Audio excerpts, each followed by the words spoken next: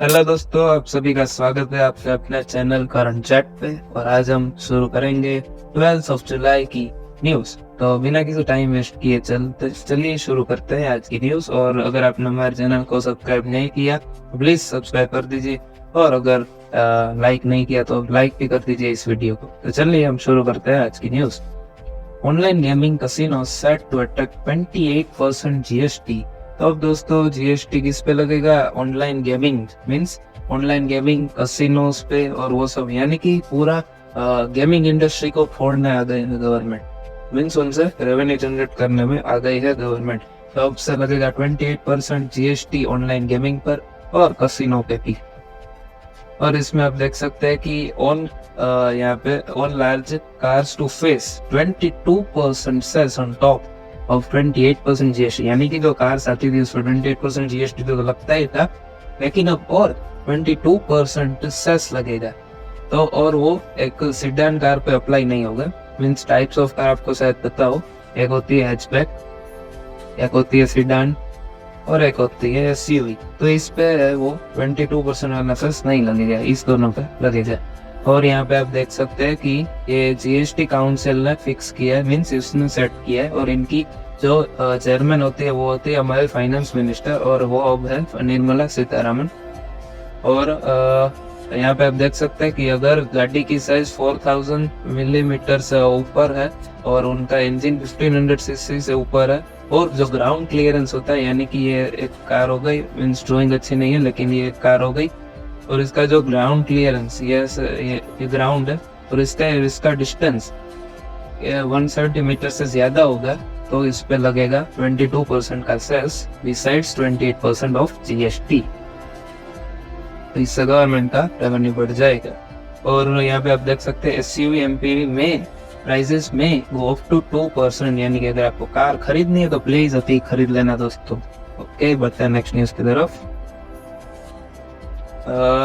High and wheels burning rubber in India, यानी कि जो लग्जरी कार की डिमांड है वो बहुत ही तेजी से बढ़ रही है।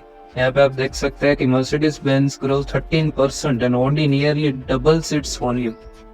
बहुत ही ज्यादा मीन्स एक चौंकाने वाली खबर है।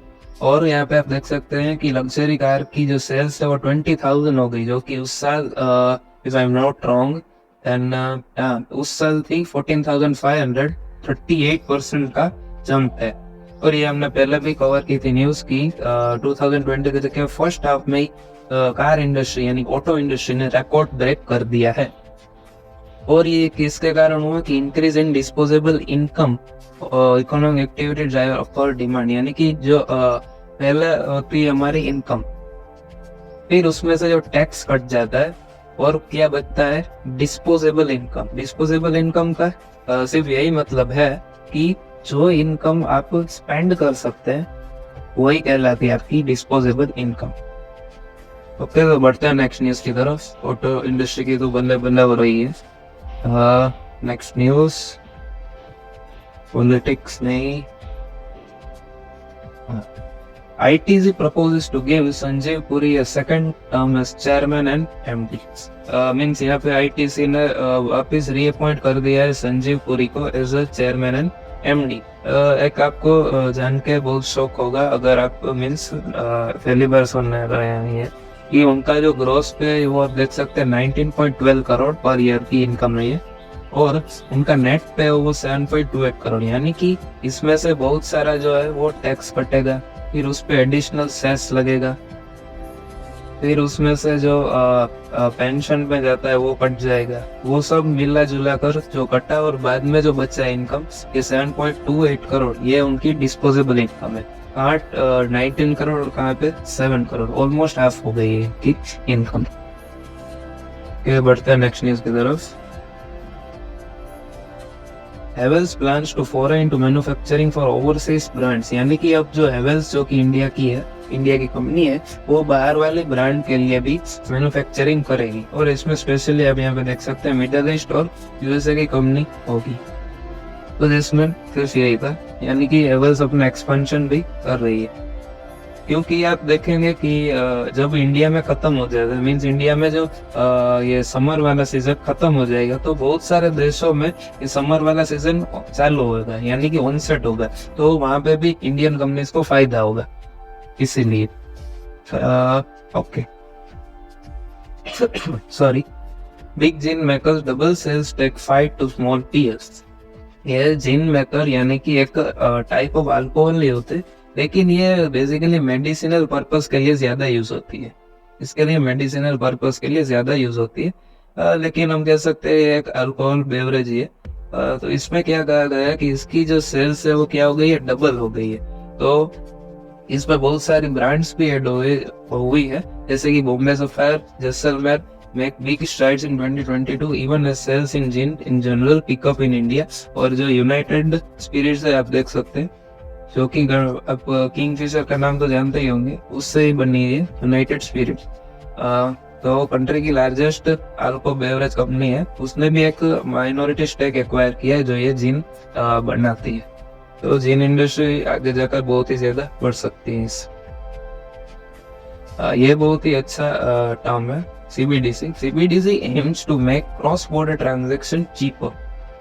CBDC का मतलब पहले हम समझते हैं, इसका मतलब है सेंट्रल बैंक डिजिटल करेंसी।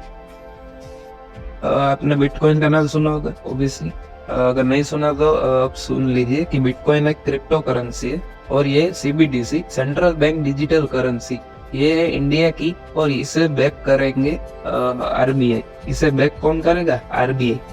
अब बहुत ही बड़ा इसमें डिफरेंस है, क्योंकि क्रिप्टो करेंसी में कोई बैकिंग नहीं है, कोई इंस्टीट्यूशन उसे बैक नहीं कर रही, इसीलिए वो बहुत ज्यादा क्या है, वोलेटाइल है।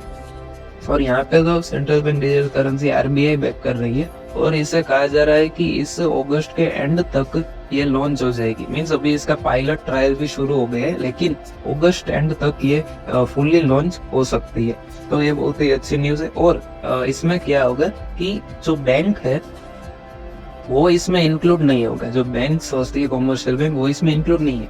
इसमें पूरी तरीके से RBI reserve bank of India ही पूरी तरीके से इसमें इंक्लूड होगी। तो इससे क्या होगा, जो एडिशनल प्रोसेस करना पड़ता है बैंक्स को, वो उसको नहीं करना पड़ेगा, और कस्टमर को भी थोड़ी जो फी होती है वो बैंक्स को नहीं देनी पड़ेगी। तो इसमें बेसिकली एक वही है कि आप ऐसे फोटो खींचो अपने नोट का, और दूसरे अपने जिसको आपको पे करना है उसे वापस भेज दो। तो बेसिकली ये ऐसे आधार पे चलेगा। तो ऐसा मैं नहीं कह रहा हूँ कि फोटो ही आपको सेंड करना है, इसमें कुछ अलग प्रोसेस होगा, वो हम अगस्त के एंड तक शायद आ जाए तो हम देख सकते हैं। बढ़ते हैं नेक्स्ट न्यूज की तरफ। ओके,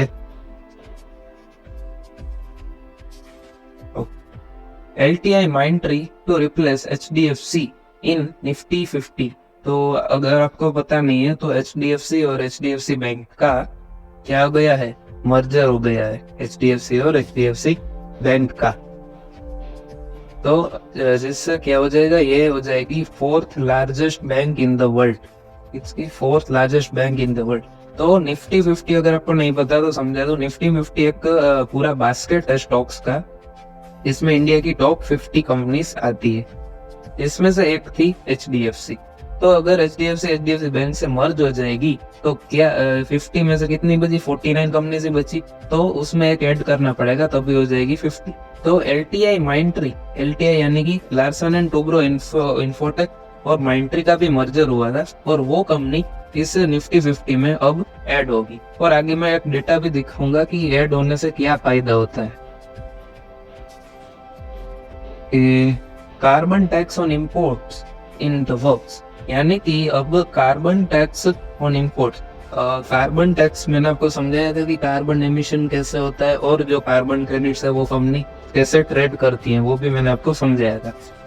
इसमें कहा गया है कि जो हम इंपोर्ट करते हैं, इंडिया इंपोर्ट करती है सामान, उस पे एक एडिशनल कार्बन टैक्स लगाया जाएगा। और ये मीन्स इसमें कुछ स्पेसिफिक टाइम नहीं दिया है कि इतने दिन में हम आगे बात करेंगे, लेकिन शायद 3 से 4 महीने तो लग ही जाएंगे इसे वर्क होने में। तो इसमें कहा गया है कि polluter pay is principle basis of the discussion, यानी कि जो पोल्यूटर जो पोल्यूशन करता है वही टैक्स पे करेंगे। तो अब क्या हो रहा है कि जो डेवलप कंट्रीज है अभी की, जैसे कि यूएस यूके, ऐसा डायरेक्ट ब्लेम नहीं कर रहा है, लेकिन जो डेवलप कंट्रीज है उसका क्या हो रहा है कि वो तो डेवलप हो गई, उससे जितना पोल्यूशन करना था वो सब कर लिए, उसका automobile industry, nuclear energy, sorry, वो सब जितने डेवलप होने थी वो सब हो गई। लेकिन अब जो डेवलपिंग इकोनॉमीज है, इमर्जिंग इकोनॉमीज जैसे कि इंडिया, चाइना और वो सब, तो वो क्या कर रही है कि अब उनकी बारी आ गई है कि अब वो डेवलप हो जाए और उससे जो कार्बन एमिशन है वो ज्यादा हो रही है। तो जो डेवलप इकोनॉमीज है वो डायरेक्ट ब्लेम कर रही है डेवलपिंग इकोनॉमीज को कि आप कार्बन एमिशन कम करो। तो बट लेकिन जो डेवलप इकोनॉमीज है वो उसने ऑलरेडी जो कंजर्व मीन्स जो ऑलरेडी उनको जो करना था वो उन्होंने कर लिया है। तो अब क्या कर रहे हैं इंडिया, कार्बन टैक्स लगा रहे हैं उन पे, क्योंकि उनको जो करना था उन्होंने वो कर लिया है। तो इससे अब उनका जो डेवलपमेंट है वो तो बढ़ता ही रहेगा। और इसमें कहा गया है parity in carbon emission calculation methodology pricing की, यानी कि जो कैसे ये कैलकुलेट होगा वो एक मेन इसमें होगा, मेन इसमें एलिमेंट होगा। बढ़ते हैं हम नेक्स्ट न्यूज की तरफ। Red card may be delayed as wages pulses push up inflation economy, यानी कि अब आपने देखा होगा कि बहुत सारा फ्लड आया हुआ है नॉर्थ साइड में। तो इससे क्या है कि वेजिटेबल का प्राइस बढ़ गया, क्योंकि मैंने आपको समझाया था कि बारिश ज्यादा हो गई तो भी प्रॉब्लम और कम हुई तो भी प्रॉब्लम। तो इससे क्या होता है कि इनका प्राइस क्या हो जाएगा, बढ़ जाएगा, जिससे क्या होगा ओवरऑल इन्फ्लेशन बढ़ जाएगा। और आरबीआई की रेंज है, मैंने आपको सिखाया था 4+-2, यानी कि 2% से लेकर 6% तक इन्फ्लेशन होना चाहिए, इससे कम भी नहीं और इससे ज्यादा भी नहीं। तो अगर इन्फ्लेशन इससे ज्यादा हो गया तो आरबीआई को इन्फ्लेशन कम करना पड़ेगा, जिससे क्या होगा, रेट होगा जो इंटरेस्ट रेट, रेपो रेट, वो उनको क्या करना पड़ेगा, बढ़ाना पड़ेगा। तो यही लिखा है कि रेट कट में भी डिले, कि अब जो रेट कट करने की, रेपो रेट कट करने की बात कर रहे हैं वो डिले हो जाएगी, मीन्स अभी और रेट कट्स आने वाला है। ये बहुत ही अच्छी न्यूज है कि 415 million Indians out of poverty in 15 years, 15 सालों में 415 million Indians out of poverty, यानी कि टोटल हम देखें हमारी पॉपुलेशन 1.4 बिलियन है, यानी कि हम कह सकते हैं 1400 मिलियन है, जिसमें से 415 मिलियन पीपल 15 सालों में पॉवर्टी से आउट हो गए। टोटल फिगर यहाँ पे नहीं दिया गया कि टोटल कितना था, बस इस न्यूज में तो यही था। Railway record higher equipment failures in Q1, यानी कि Q1 में रेलवे में बहुत सारे जो फेलियर्स आए हैं। इसमें से 253 इंस्टेंसेस ऑफ ट्रेन पार्टिंग, यानी कि जो पटरी है, इसमें ये पटरी है, जैसे कि थोड़ा ड्राइंग अच्छा नहीं है, लेकिन इस पर ट्रेन चल रही है और ऐसे करके बाहर निकल रही है, ट्रेन पार्टिंग है। 636 OHE फेलियर, इसका मतलब मुझे नहीं पता, लेकिन ये फेलियर ही है कुछ। और 359 केसेस इलेक्ट्रिक लोकोमोटिव फेलियर, यानी कि जो इलेक्ट्रिक साइड से कुछ फेलियर होगा वो, इसमें बहुत सारे ऐसे केस आई। तो इसमें आप कंपैरिजन भी देख सकते हैं कि 2022 में कितना था और 2023 में बढ़ गए हैं सभी। और अभी ओडिशा ट्रेन केस भी हुआ था, बहुत ही बुरा हुआ था वहां पे भी। बढ़ते हैं नेक्स्ट न्यूज की तरफ। और ये तो हम बार बार न्यूज कवर कर ही रहे हैं कि experts flag privacy risk, TRAI moves to regulate OTTF, means TRAI OTTF पे रेगुलेशन लाने वाली। और ये भी कच है कि आप देख सकते हैं स्विगी और जोमेटो का मार्केट शेयर ये था 2021 में, जोमेटो का 53%, स्विगी का 47% इन फूड डिलीवरी। और यहाँ पे अब जोमेटो का मार्केट शेयर थोड़ा बढ़ गया है 2% से, और इसका 2% से कम हो गया। बस ये सिर्फ डेटा था। Not all are happy with the pharm easy down prescription. ये तो ऑब्वियस सी बात है कि जो फार्म इजी है अब फंडिंग रेज कर रही है। तो जैसे कि हमारा शेयर का प्राइस ₹50 है और हम मीन्स कभी भी किसी को अप्रोच करें और कहे कि मैं आपको ₹5 पे देने के लिए तैयार हूँ, तो क्या आपको गुस्सा नहीं होंगे अगर आप उसके शेयर होल्डर है? तो वही ये बात है, कंपनी की वैल्यूएशन $5 बिलियन थी 2 इयर्स पहले, तो अब ऑफर कर रही है ये वैल्यूएशन $500 मिलियन का। डाउन राउंड का यही मतलब है कि पहले से कम वैल्यूएशन पे पैसा रेस करना। और बहुत सारे इन्वेस्टर्स ने यही भी कहा है कि ये $500 मिलियन से ज्यादा हो सकता था, यहाँ पे आप देख सकते हैं। और इसका प्राइस हो सकता था 15 से 20%, जो कि अब उन्होंने कहा है कि ₹5 पर शेयर, यानी कि टोटल 90% कट आया है उनकी वैल्यूएशन। तो स्टार्टअप बहुत सारे हम क्या बोले कि वो स्टार्टअप बहुत सारा सफर कर रहे हैं। बाइजूस भी आप देख सकते हैं कि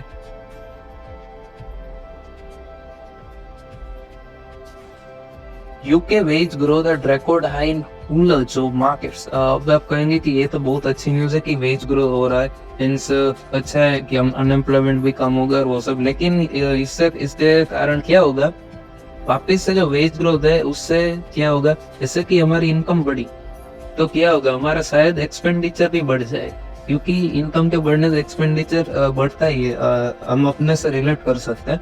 तो क्या होगा, वापिस से मनी सप्लाई मार्केट में बढ़ जाएगी, जिससे इन्फ्लेशन क्या होगा, वापिस से बढ़ जाएगा। इन्फ्लेशन क्या होगा, वापिस से बढ़ जाएगा, तो वापिस से रेट कट्स करने पड़ेंगे वो सब। तो होप ये बहुत ही कम अमाउंट में हो वेज ग्रोथ, तो ही अच्छा है मार्केट के लिए। Adani case SC tells SEBI, SC यानी कि Supreme Court tells SEBI to explain regulatory tweaks. यानी कि क्या हुआ था, अदानी और हिंडनबर्ग का केस हुआ था, वो तो आपको पता ही है। लेकिन हिंडनबर्ग ने जो क्या किया था, हिंडनबर्ग ने कहा था कि जो FPI होता है, फॉरेन पोर्टफोलियो इन्वेस्टर, उसमें 2 या 3 ऐसे फॉरेन पोर्टफोलियो इन्वेस्टर्स थे जिसका जो 90% अमाउंट है, 90% ऑफ टोटल अमाउंट वो अदानी में इन्वेस्टेड है। अदानी कंपनीज में 90% उनका जो अमाउंट है, यानी कि अगर मेरा टोटल फंड ₹100 है, उसमें से मैं ₹90 सिर्फ और सिर्फ अदानी में इन्वेस्ट कर रहा हूँ।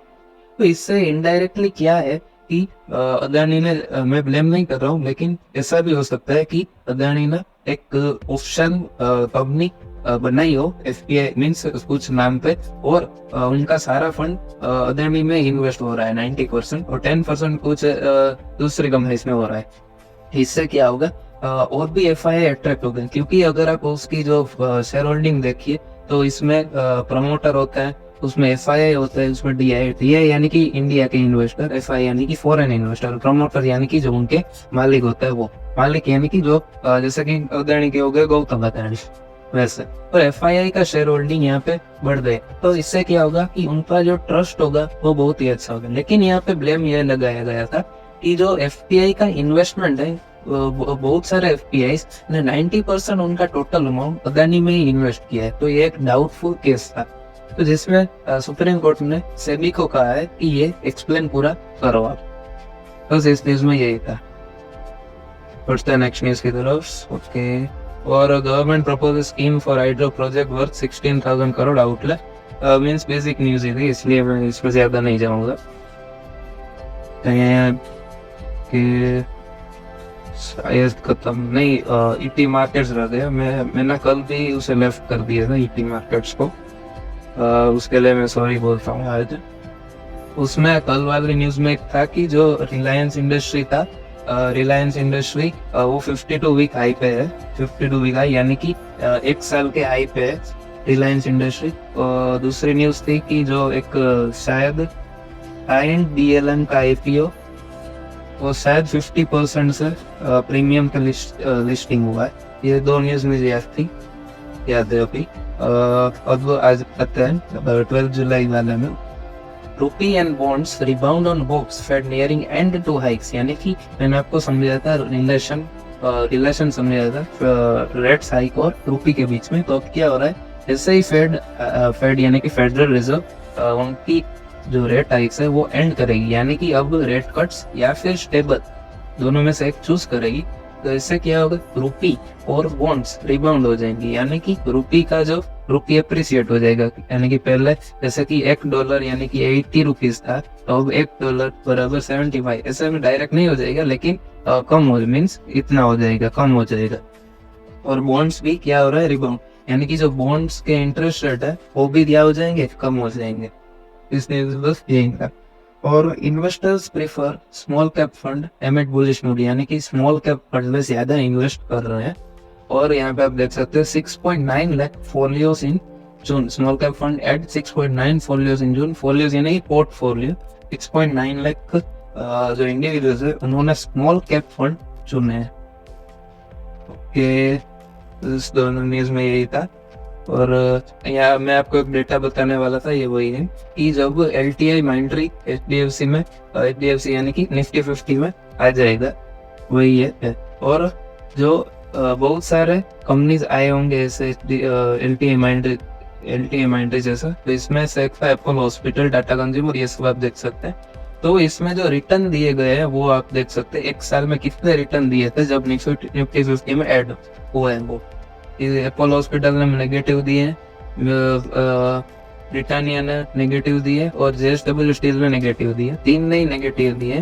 बाकी सब ने आप देख सकते हैं पॉजिटिव रिटर्न। और इसका सबसे आई है डीवीएस लेबोरेटरीज का 70% ऑलमोस्ट आप बोल सकते हैं। तो आशा करता हूँ दोस्तों कि आपको ये वीडियो अच्छा लगा होगा, और प्लीज हमारे इस चैनल को लाइक कर दीजिए, मीन्स वीडियो को लाइक कर दीजिए। और अगर आपने सब्सक्राइब नहीं किया तो सब्सक्राइब भी कर दीजिए। और अगर आपको कोई डाउट या फिर कोई सजेशन देना हो तो प्लीज आप बेझिझक होके कमेंट भी कर देना, मैं आपका सजेशन भी शायद फॉलो करूँगा और आपका क्वेश्चन का आंसर भी देने की पूरी कोशिश करूँगा। तो थैंक यू दोस्तों।